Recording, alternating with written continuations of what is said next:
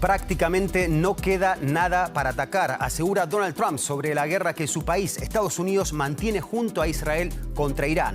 Pero la República Islámica no parece ceder y continúa bloqueando el estrecho de Hormuz, la vía marítima vital para el transporte de petróleo mundial y, por lo tanto, para la economía global. Con este y más titulares, arrancamos. El régimen iraní asegura que no dejará pasar un solo litro de petróleo por el estrecho de Hormuz, en donde la batalla se recrudece con el ataque a 4 buques de carga. Estados Unidos, además, dice haber eliminado 16 barcos iraníes que supuestamente colocaban explosivos en la vía marítima. La presidenta de la Comisión Europea, Ursula von der Leyen, da marcha atrás. Asegura ahora ante el Parlamento Europeo que el bloque comunitario siempre defenderá los principios de la Carta de la ONU. Esto tras las críticas recibidas hace apenas 2 días por declarar el fin del orden mundial basado en reglas. Y Chile tiene nuevo presidente. El ultraderechista José Antonio Kast ya asumió las riendas del país sudamericano y llega al poder con la promesa de un gobierno de emergencia y mano dura para restaurar la seguridad y el orden en Chile.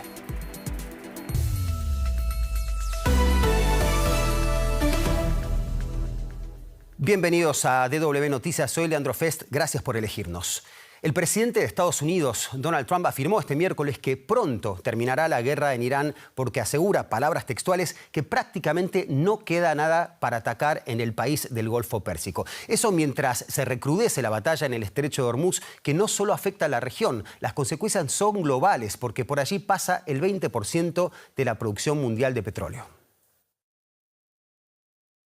El ejército de Estados Unidos atacó objetivos iraníes en el estrecho de Hormuz, afirmando haber destruido 16 buques utilizados para colocar minas navales. Según Irán, una ambulancia marítima también estaba entre los objetivos alcanzados. Desde que comenzó la guerra, una quinta parte del petróleo mundial permanece bloqueado tras el estrecho de Hormuz.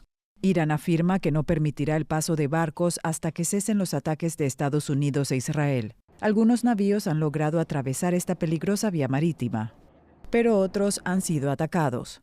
Al menos 3 buques de carga fueron alcanzados el miércoles. Irán asumió la responsabilidad de 2 de esos ataques, incluidos el perpetrado contra el tailandés Mayuri Nari. Irán ha atacado repetidamente infraestructuras de transporte e instalaciones petrolíferas de sus vecinos del Golfo. Su estrategia consiste en presionar el mercado del crudo, encareciendo la continuación de la guerra para Estados Unidos e Israel. Incapaces de alcanzar sus objetivos de guerra utilizando solo ataques aéreos, los líderes de Estados Unidos e Israel piden al pueblo iraní que se levante y derroque a su gobierno. El jefe de la Policía Nacional de Irán dejó clara la respuesta del régimen. Si alguien sale a las calles por instigación del enemigo, ya no lo consideraremos un manifestante ni nada parecido. Lo consideraremos un enemigo y lo trataremos como tratamos al enemigo. Nuestros efectivos tienen orden de disparar. Las principales partes beligerantes están en un punto muerto. Ni Estados Unidos ni Israel quieren negociar, Irán tampoco. Mientras tanto, los costos en recursos y en vidas continúan aumentando. Y ya vemos en pantalla a Luciano Zácara, analista político especializado en Oriente Medio y el Golfo desde Qatar. Luciano, gracias por estar con nosotros. El estrecho de Hormuz experimenta una caída drástica de su tráfico, pero ¿qué posibilidades reales tiene Irán de cerrarlo al comercio internacional y hasta qué punto le puede servir esto como base para negociar con Estados Unidos e Israel?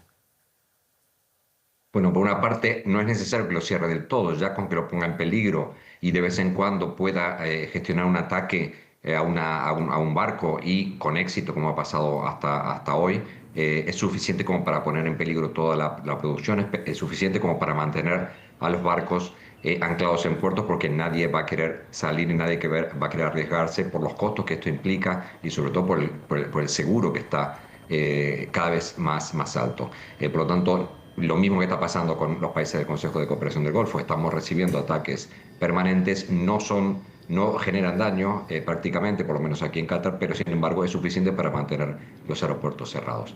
Ahora, lo interesante es que esto a lo mejor, una desescalada en el estrecho de Hormuz, una posible negociación, un posible mecanismo de conflicto, con compromisos de que no se ataque a barcos de terceras banderas o que no tengan relación con Estados Unidos, podría ser una manera en que Irán pudiera dar una señal a Estados Unidos para que parara. Lo que pasa es que Trump ya ha dicho que no hay nada más que bombardear, por lo tanto no queda muy claro qué es lo que podría negociarse para llegar a un alto el fuego, que es lo único a lo que se puede aspirar en este momento. Luciano, muchas gracias por tu análisis, pero no te vayas, por favor, que regresamos en unos minutos con vos. Y lo que pasa en el Estrecho de Hormuz no queda en el Estrecho de Hormuz, afecta a toda la economía global y por ende a nuestros bolsillos. Rosa. Pues así es, Leandro. En realidad el tema del día gira en torno al petróleo. Ante el fuerte aumento de los precios del crudo provocados por la guerra en Irán, la Agencia Internacional de Energía ha acordado la mayor liberación de reservas de crudo de su historia. Los 32 países miembros aprobaron por unanimidad poner en el mercado 400 millones de barriles procedentes de sus reservas estratégicas. La decisión busca compensar la pérdida de suministro causada por el cierre efectivo del Estrecho de Hormuz, según anunció el director ejecutivo de la Agencia Internacional de la Energía, Fatih Birol. Se trata de la sexta ocasión en que la agencia, creada tras la gran crisis del petróleo de 1973, coordina una acción de este tipo. El Estrecho de Hormuz conecta el Golfo Pérsico con el mundo, una angosta ruta marítima bloqueada por Irán, lo que podría provocar una nueva crisis energética al disparar los precios del crudo. Para evitar que las subidas en los precios del petróleo acaben por golpear a la economía real, la Agencia Internacional de la Energía recurrirá a sus reservas estratégicas. Como resultado de las discusiones entre los miembros, puedo anunciar que los países de la Agencia Internacional de la Energía han decidido por unanimidad la mayor liberalización de reservas de emergencia de crudo de la historia de la agencia. Los países miembros liberarán 400 millones de barriles de crudo. La Agencia Internacional de la Energía solo ha recurrido a sus reservas estratégicas en 5 ocasiones desde que la organización se creó en 1974. Ahora, con la guerra en Oriente Medio, su anuncio podría ayudar a relajar los precios en los mercados, aunque no soluciona el principal problema, el bloqueo del Estrecho de Hormuz.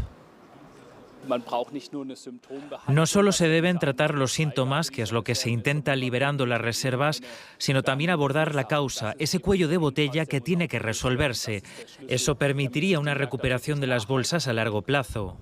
Después de la última liberación de reservas estratégicas en 2022, tras el inicio de la guerra en Ucrania, los precios comenzaron subiendo ante la sorpresa de los mercados para finalmente desinflarse. Esa es la esperanza de la Agencia Internacional de la Energía para evitar que la interrupción en el suministro de petróleo acabe convirtiéndose en una nueva crisis energética e inflacionaria. Estos esfuerzos por disponer de reservas de petróleo amortiguaron la respuesta de los mercados, que volvieron a terreno negativo hoy cuando más buques de carga han sido atacados en el Estrecho de Hormuz, en un día en que el precio del petróleo retomó su tendencia alcista. Los principales índices europeos operaron en negativo a pesar del comunicado de la Agencia Internacional de Energía sobre esa posible utilización de reservas petroleras estratégicas para amortiguar el precio del crudo. La primera ministra de Italia, Giorgia Meloni, señaló que su gobierno podría reducir los impuestos a la energía, siguiendo un pedido de la Comisión Europea para así atemperar las consecuencias de un conflicto que no parece tener un final a la vista. Y vamos hasta la Bolsa de Frankfurt para entender un poco mejor los temores del mercado y los planes de Europa para paliar las consecuencias. Allí está nuestro analista Ezequiel Daray. Muy buenas tardes, Ezequiel. Veníamos de jornadas positivas, de caídas del precio del petróleo. ¿Qué está viendo el mercado ahora para reaccionar de forma tan negativa? Bueno, Rosa, un poco lo que decías, que no hay una solución a la vista, que las informaciones son muy contradictorias. Y hoy hablando con un operador me decía, en toda mi carrera nunca vi un movimiento tan ecléctico del precio del petróleo en tan solo una semana, pasando de $70 a 120, cayendo a menos de 90. Ursula von der Leyen ante el Parlamento Europeo decía que en lo que va de la guerra, Europa ya pagó un costo de 3.000 millones de euros en pagos por importación de energía mucho más cara. Al mercado hoy no le ha importado la inflación en los Estados Unidos, atemperó un poco el anuncio de la agencia internacional. Lo que le preocupa es el Estrecho de Hormuz. Y en particular en Alemania esto se combina con algunos datos negativos de empresas como Rheinmetall, que tuvo resultados muy malos, como Volkswagen, que va a despedir a 50.000 personas, Porsche, que cayó sus beneficios más de un 90%, o Lufthansa, que se enfrenta a una huelga de pilotos. Una tormenta perfecta para que el mercado hoy aquí en Alemania esté muy negativo. La Comisión Europea está pidiendo a los países socios del bloque reducir impuestos a la energía. Ezequiel, ¿serviría una medida como esta para contener los precios? Ciertamente, y tengamos en cuenta que del 1,2% que se esperaba que creciera Alemania este año, ya por este aumento del precio de la energía se estima que se van a perder 0,2 de ese crecimiento. Lo que más le preocupa a Europa, más que el petróleo, es el gas, porque es el centro de la matriz energética y también influye en el precio de la electricidad. Están pensando en subvencionar el precio del gas, en mejorar el sistema de compras conjuntas. ¿Cuál es el problema, Rosa? Las reservas de gas están en un 20%. Hay que llenarlas para el próximo invierno. Pero como Qatar disminuyó su producción, ahora Europa tiene que competir contra un montón de compradores que antes le compraban a Qatar, como Japón, como Corea del Sur, como la India. Y esto va a poner presión sobre los precios. Y hay que ver qué hace la semana que viene el Banco Central Europeo, que no se espera que mueva las tasas porque se está moviendo con datos viejos, con datos de inflación de febrero, pero nadie sabe cómo está impactando los precios en este momento. Ezequiel, muchísimas gracias por el análisis, como siempre. Un saludo. Y volvemos a las noticias y seguimos hablando del conflicto en Irán. Cómo no, con la guerra en Medio Oriente. La Guardia Revolucionaria de Irán reafirmó su voluntad de seguir combatiendo en la guerra y anunció una nueva oleada de ataques contra Israel y contra bases estadounidenses en Medio Oriente, concretamente en Kuwait y en Bahrein. En Dubái varios drones cayeron en las inmediaciones del aeropuerto, causando 4 heridos, si bien el tráfico aéreo se pudo mantener sin interrupciones. Y en Doha, la capital de Qatar, se escucharon explosiones. El Ministerio de Defensa qatarí informó de la intercepción de un número indeterminado de misiles tras ataques aéreos lanzados por Irán contra Arabia Saudita, Emiratos Árabes Unidos y Kuwait. Volvemos con el analista político Luciano Zácara, especialista en la región. Luciano, por un lado, la Guardia Revolucionaria dice que no va a bajar la cabeza ante los ataques y por otro, el ministro de Defensa israelí, Israel Katz, asegura que la ofensiva continuará sin límite de tiempo, fueron sus palabras. Con todas las partes atrincheradas en sus posturas, ¿hay espacio para algún tipo de negociación que pueda poner fin a la guerra? Lo cierto es que debería haber ese espacio porque nadie puede sostener este nivel de confrontación, nadie puede sostener las economías cerradas de toda la región, evidentemente no los países del Consejo de Cooperación del Golfo, pero no son los que están llevando la contienda adelante. Irán no lo puede mantener desde el punto de vista económico ni militar porque la cerradura de Hormuz también cierra los mercados iraníes y por lo tanto no le ingresa dinero de la venta del petróleo.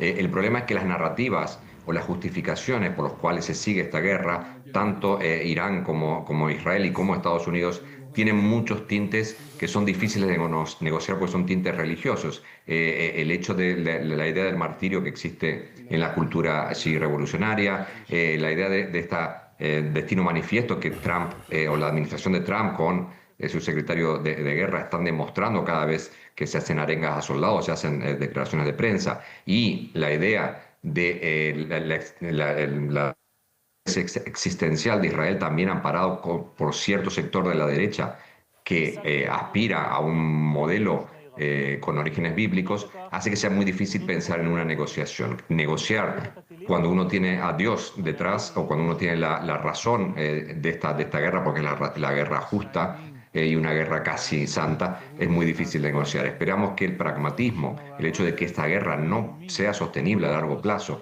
y que nadie hasta ahora pueda declarar la victoria desde el punto de vista militar, sea lo que lleve a los tres a decir, bueno, declaremos objetivos mínimos de supervivencia, que sería el caso de Irán, de eliminación de ciertos peligros o conseguir determinadas concesiones por parte de Estados Unidos e Israel para que así pueda haber una desescalada.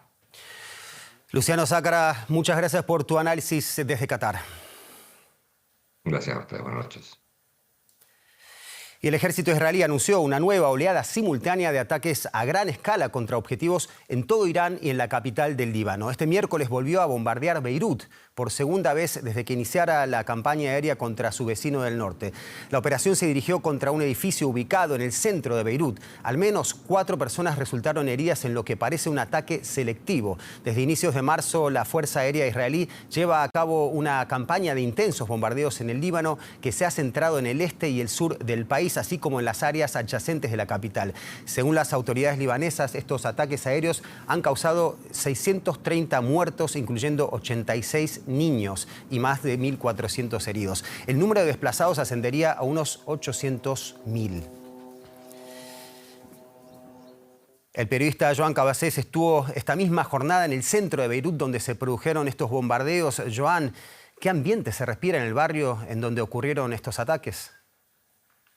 Hola, ¿qué tal? Bueno, lo cierto es que había mucho nerviosismo y mucho miedo. Hay que pensar, ya lo indicabais, que hablamos de un ataque que ha apuntado contra el centro de Beirut, una zona que está lejos de los barrios donde la milicia libanesa Hezbollah, en guerra con Israel, tiene presencia. Muchos vecinos que están desplazados hacia esa zona donde hoy ha habido este bombardeo sentían un poco que no ha merecido la pena irse de sus casas obedeciendo las órdenes israelíes. Ellos dicen que han hecho lo que Israel les ha pedido y que a pesar de eso han sido bombardeados mientras estaban durmiendo. Hay que recordar que mientras la ofensiva israelí apunta con mucha fuerza a las zonas de mayoría musulmán chií, que es la confesión asociada a la milicia Hezbollah, el resto de barrios con otras mayorías sociales y religiosas intentan llevar a cabo una vida con más o menos normalidad, incluso con restaurantes abiertos, por poner un ejemplo.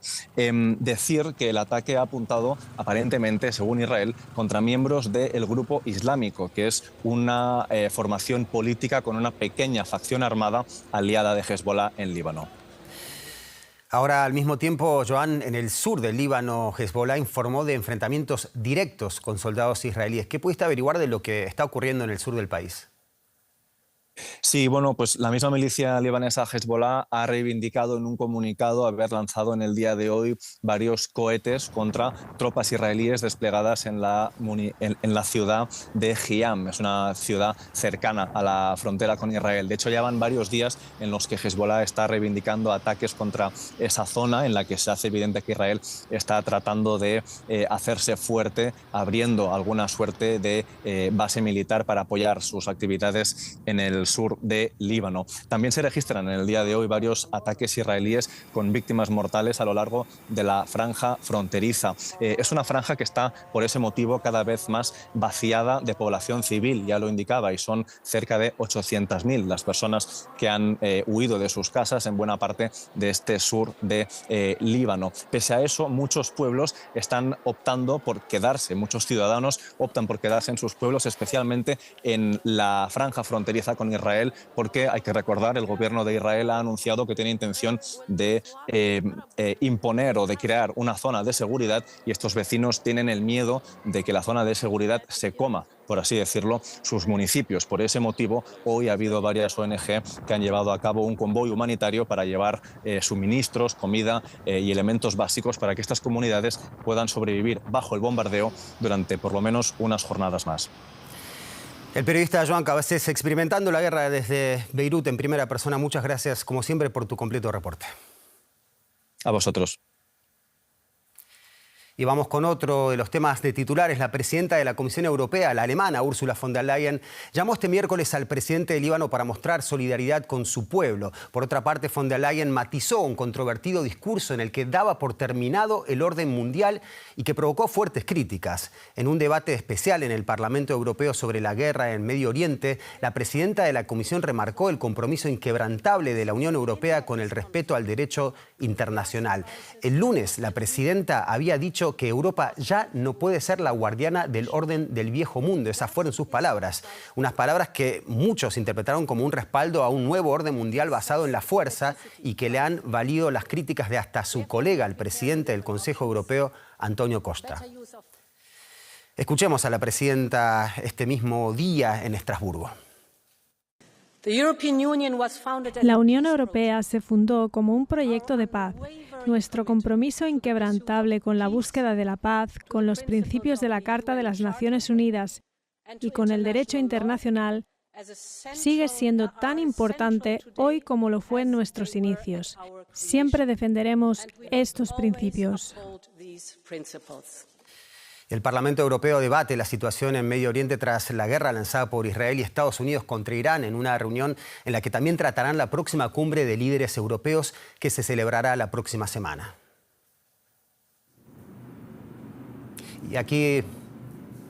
Y aquí en Berlín, el gobierno descartó problemas de comunicación y diplomáticos con España. Varios miembros del gobierno español han criticado públicamente al canciller federal alemán Friedrich Merz por su silencio en la última reunión que mantuvo con Donald Trump. En ella, el presidente de Estados Unidos amenazó con imponer un embargo comercial a España por la negativa a permitir el uso de sus bases para atacar a Irán. Según el medio político, el canciller intentó llamar en 2 ocasiones a Sánchez sin éxito. Un vocero del gobierno español desmintió que Sánchez se negase a contestar a Merz y explicó que las llamadas no respondidas se debieron a que el canciller llamó a un número de teléfono en desuso. Esto contestó al respecto un vocero del gobierno alemán. No vamos a hacer público aquí cada contacto, llamada o intercambio de cualquier tipo entre jefes de Estado. En este sentido, puede dar por hecho que seguiremos manteniendo un buen diálogo y que sin duda pronto volverá a haberlo, ya que próximamente se celebrará un Consejo de la Unión Europea.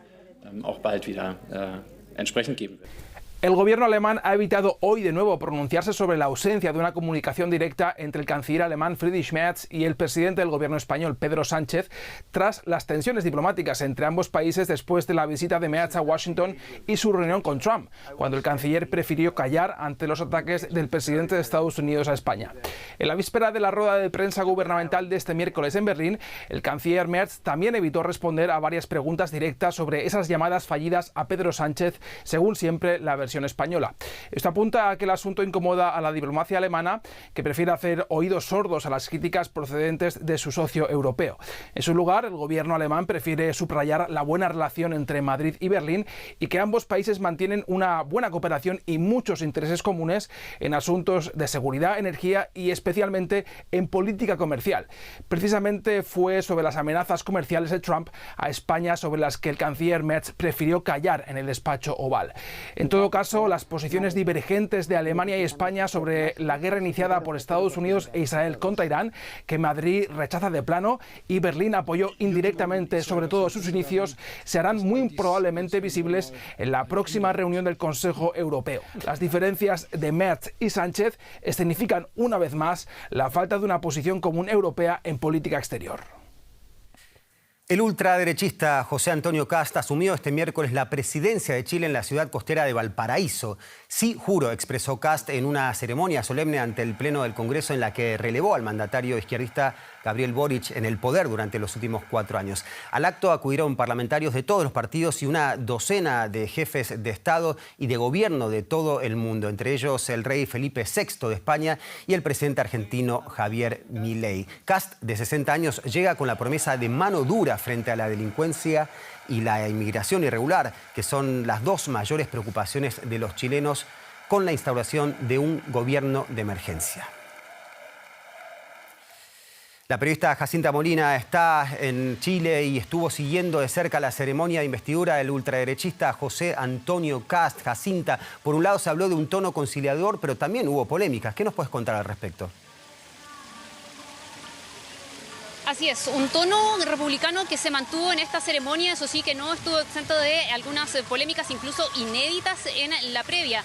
Entre ellas, por cierto, la decisión del ahora nuevo mandatario de interrumpir sorpresivamente las reuniones bilaterales en la semana pasada en la previa de este traspaso de mando, lo que en algún momento incluso hizo temer de que el tono de la ceremonia de hoy pudiese ser más tenso, algo que finalmente no se vio. Recordemos que en esa oportunidad José Antonio Kast acusó una falta de transparencia de la administración saliente de Gabriel Boric e incluso ya adelantaba que iba a llevar a cabo procesos de auditoría una vez comenzara su gobierno el día de hoy. Por otro lado, también durante esta madrugada, la Contraloría de la República de Chile, que es el ente fiscalizador de este país, ha desestimado una denuncia que se había presentado en la previa contra el uso del escudo nacional en la banda presidencial. ¿Por qué? Porque recordemos que este es un símbolo que en la última ocasión lo utilizó el dictador Augusto Pinochet y que José Antonio Kast trae de vuelta en la banda con la cual tomó posesión del cargo durante el día de hoy. Además, en el retrato oficial que va a estar presente en todas las oficinas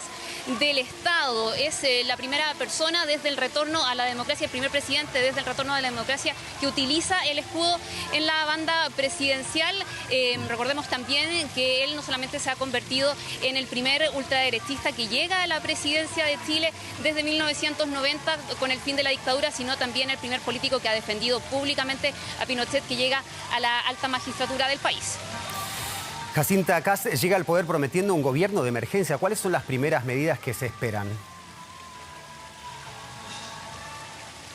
Bueno, se espera que en las próximas horas, una vez ya llegue acá al Palacio de la Moneda, el nuevo presidente firme una serie de decretos en materia de orden, seguridad y también economía, que son los ejes de este autodenominado gobierno de emergencia que él prometió en campaña y que ha comenzado ya el día de hoy con esta ceremonia ante el Congreso Pleno. Son temas también que han hecho que haya una alta expectación por parte de la ciudadanía, que él ha intentado también calmar en algunas intervenciones previas donde ha pedido paciencia, ha dicho que no hay soluciones mágicas, pero analistas locales ya también advierten que eso puede hacer que este periodo de luna de miel que se conoce entre el momento en que el nuevo presidente toma posesión con una alta popularidad y cuando ya empieza la ciudadanía a exigir más cumplimiento por parte de las nuevas autoridades pueda ser más breve ante estas mismas expectativas por este autodenominado gobierno de emergencia que, como les decía, va a tener el foco precisamente en estas materias: migración, seguridad y también economía, y algo que la nueva administración también quiere mostrarse desde el día 1 trabajando en ello con este proceso que se va a ver en las próximas horas con la firma de estos decretos que vamos a conocer más adelante.